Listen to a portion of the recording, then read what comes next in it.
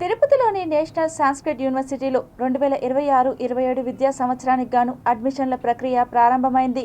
10వ తరగతి ఉత్తీర్ణులైన విద్యార్థులు ఫ్రాక్ శాస్త్రి, గ్రాడ్యుయేషన్, పోస్ట్ గ్రాడ్యుయేషన్ తదితర కోర్సుల్లో ప్రవేశాల కోసం ఆన్లైన్ ద్వారా దరఖాస్తు చేసుకోవచ్చని యూనివర్సిటీ వైస్ ఛాన్సలర్ కృష్ణమూర్తి తెలిపారు. అంటే ఒక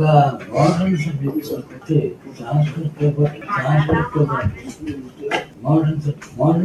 అంటే మోడర్న్ సబ్జెక్ట్ కాదు, దాంట్లో సంస్కృత్ కూడా ఇది దాని గురించి 22 డిపార్ట్మెంట్స్ 14 డిపార్ట్మెంట్ ఆల్రెడీ చాలా కాదు. యాక్చువల్ గా జరిగిన ప్రోగ్రామ్ ఏంటంటే వేద గణితం అనేది మన యొక్క పురాతనమైన సనాతన ధర్మంలో మనకు భాగమైనటువంటి దానిని మన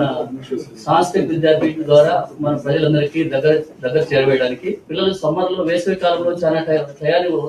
వృధా చేయకుండా వాళ్ళకు ఒక 4 సెంటర్స్ కేటీ రోడ్ నందు ఒక బ్రాంచ్, ఎంఆర్పల్ నుంచి ఒక బ్రాంచ్,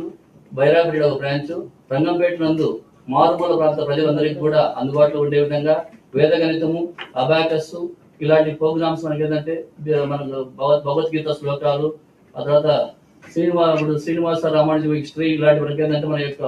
బీజాలను మనం మర్చిపోకుండా హిస్టరీని, దాంతో పాటుగా వెంకటేశ్వర స్వామి మన కలియుగ ప్రత్యక్ష దైవం అనేటువంటి స్వామి యొక్క నామాలను కూడా ప్రతిరోజు చెప్పడం వల్ల భక్తి భావాలు పెంపొందించి శాంతియుతంగా ఉండాలని కోరుకుంటున్నారు. అందులో భాగంగానే ఈ సమ్మర్ క్యాంపు సార్ మన వీసీ సార్ ఆధ్వర్యంలో పర్యవేక్షణ జరుగుతుందని తెలియజేయడం జరిగింది.